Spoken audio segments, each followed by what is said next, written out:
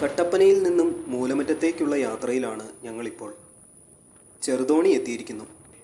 National highway 185 ആണിത്.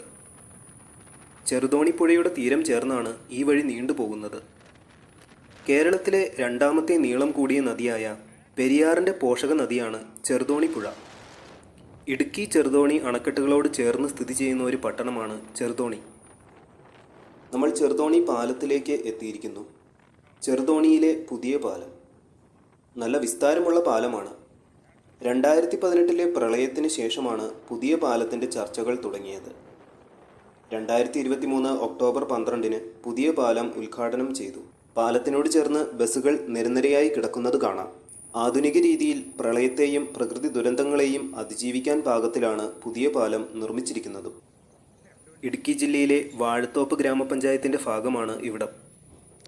ചെറുതോണി ഒരു പ്രധാന ജംഗ്ഷനാണ്. കട്ടപ്പന, കുമളി, എറണാകുളം, അടിമാലി തുടങ്ങിയ പ്രധാന പലയിടങ്ങളിലേക്കും ചെറുതോണിയിൽ നിന്നും നമുക്ക് തിരിയാവുന്നതാണ്.